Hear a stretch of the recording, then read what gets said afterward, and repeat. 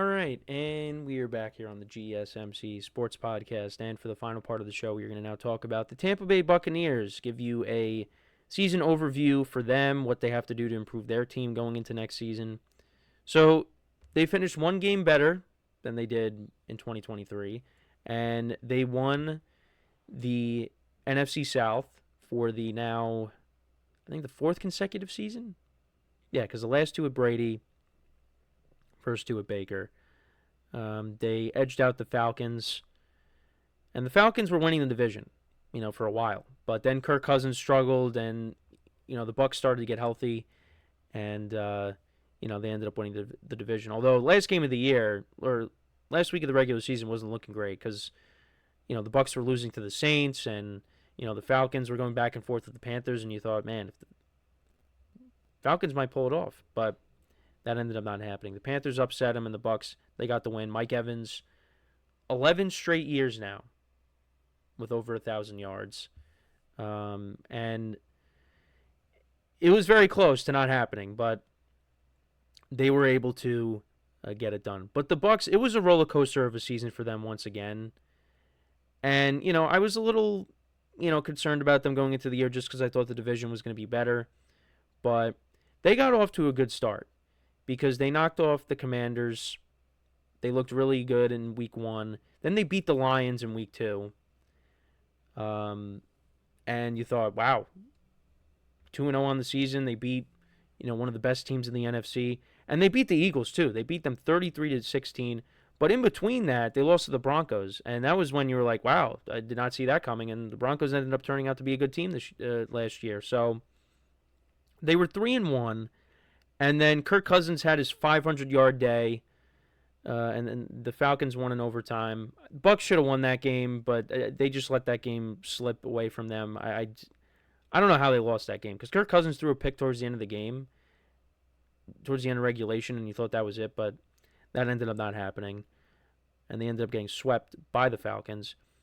But then they won 51-27 against Spencer Rattler and the Saints. That was a crazy game because the Saints, the Bucs went up 17-0.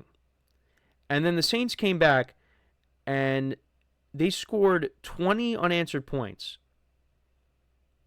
And then after the Saints went up 27-24, the Bucs never looked back. They outscored the Saints 27-0 in the second half. And Baker Mayfield had 3 interceptions in the game. Turnovers were still a little bit of a problem for him, but he put together another solid year. But yeah, then the injuries, started to pile up. Chris Godwin gets hurt towards the end of that Ravens game, and people criticize Todd Bowles for keeping him in. They went on to lose 4 straight, and things were not looking good. And they were losing close games. They lost to the Falcons again. They lose to the Chiefs in overtime. They lose to the 49ers basically at the end of regulation, 23-20. But then out of the bye week, they finished up the year going 6-1. Mike Evans also got hurt in the game against the Ravens. I forgot to mention that. He was dealing with a hamstring injury. He got hurt, and then Godwin gets hurt at the end.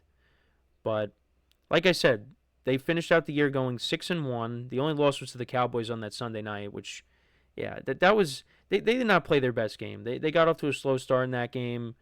The Cowboys defense made some incredible plays. The interception off of Baker when I forget who picked it off, but he ripped the ball away from Jalen McMillan when it could have been a touchdown.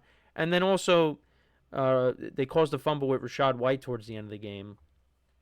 So the Cowboys ended up winning 26-24, but that was their only loss. But yeah, they beat the Giants 30-7. The Panthers, that was a game they could have lost if Chuba Hubbard doesn't fumble. They beat the Raiders by a couple of scores. They won 40-17 over the Chargers.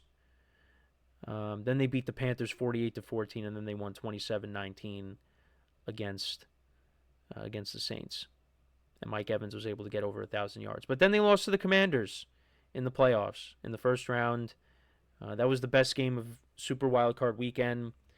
And everything really, the play of the game was the Baker fumble. If that doesn't happen, because you got to remember, the Bucs defense stopped the Commanders on 4th down. And they get the ball back. And then the Bucs fumble. And then the Commanders go for it on 4th down again, and they get it. they get the touchdown. And, they got the ball towards the end of the game. Commanders went down the field. They kicked the field goal, and they knocked the Bucs out. And that was second time in, the second time in 2 years the Bucs, they lose on a game-clinching play. Because the year before that, they were down by 8 against the Lions. And I don't think they would have went the length of the field to tie the game. But, Baker throws the pick to end the game. And then, the Commanders win on a ball that hits off the upright and goes in. And, that's how their season ended. I mean, the division, I think, is going to be better next year. Michael Penix starting for a full year. Bryce Young looked better towards the end of the year. The Saints are not going to be very good, I don't think. But you never know with Kellen Moore now as the head coach. But, yeah, I still think this is the Bucs division to lose. I took the Falcons because I thought, Kirk Cousins was going to be better, and he was not. But they don't have a lot of cap space, the Bucs. They really don't. Their offense takes up a large chunk of the cap space. Their offensive, including their offensive line. Right now, that's not what I wanted. Because you got, like I said, you got the offensive line, you got Mike Evans, you got Baker Mayfield making money.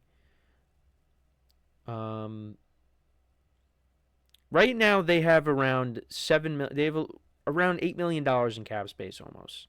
But yeah, you got Baker Mayfield. His cap number is $35 million. Mike Evans is $26 million. Tristan Wirfs is $31 million. Antoine Winfield Jr. is $25 million. We'll see what happens with Chris Godwin. Vita Vea is at $22 million.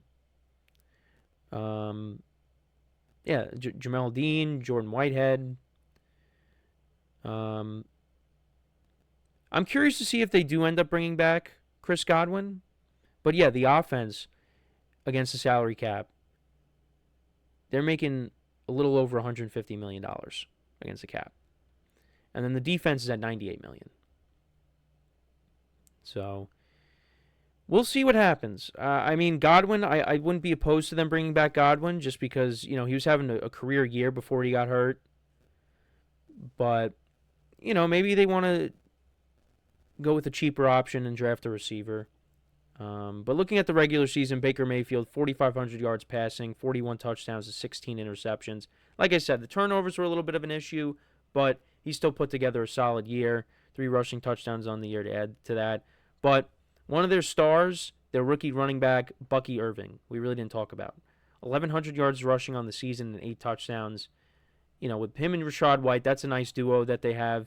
Mike Evans just got to the 1,000-yard mark, 1,040 yards, and he had 11 touchdowns on the year. Missed some time with injury, but still put together another good year. Cade Otton, he came up big with all the injuries. He had 600 yards and 4 touchdowns. Chris Godwin, he was putting together a career year before he got hurt.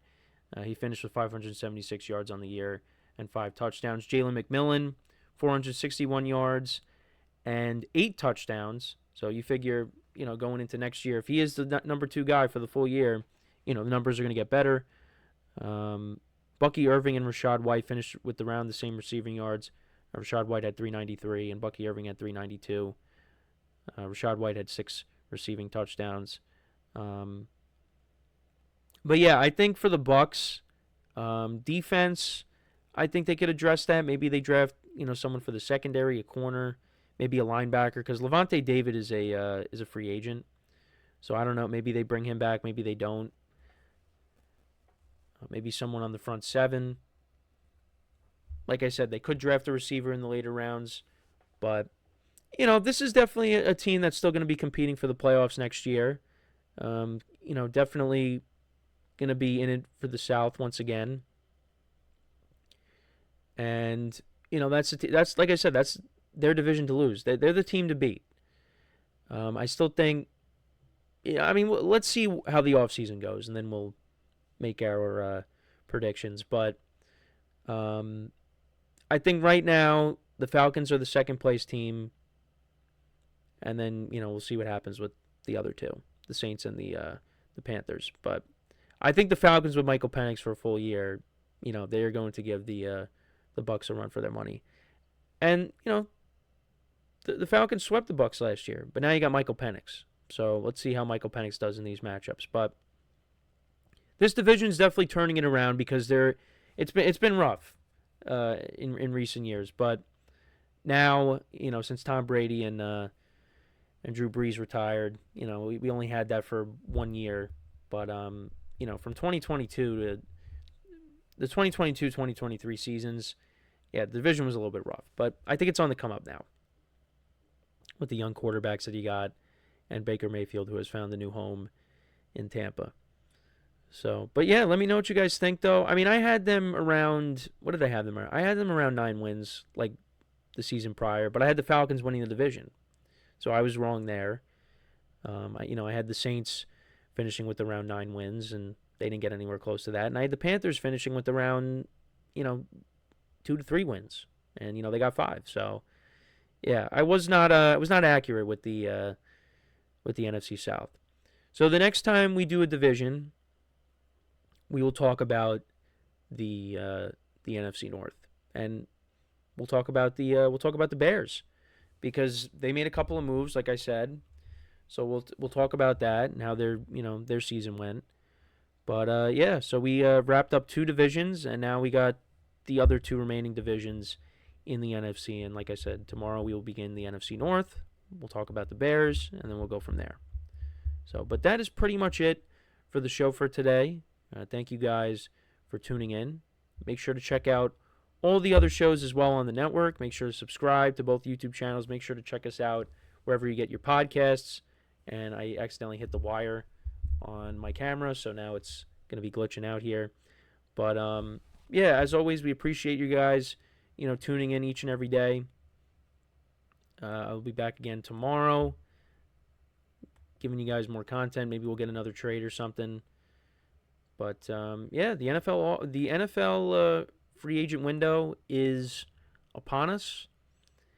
The new league year is going to start next week, and we'll see where these quarterbacks end up and receivers and all that. It's going to be great. Baseball season's in a couple of weeks, and we're getting to the postseason for both the NBA and the NHL, and March Madness conference tournaments are starting this weekend, so get excited. It's gonna be a good time to be a sports fan. We're getting past that lull period that we're dealing with here. So, but yeah, thank you guys for tuning in. And as always, I'm your host Kenneth Gruenfelder, signing off from the GSMC Sports Podcast, brought to you by the GSMC Sports Network. Have a good day, and I will talk to you guys tomorrow. Take care.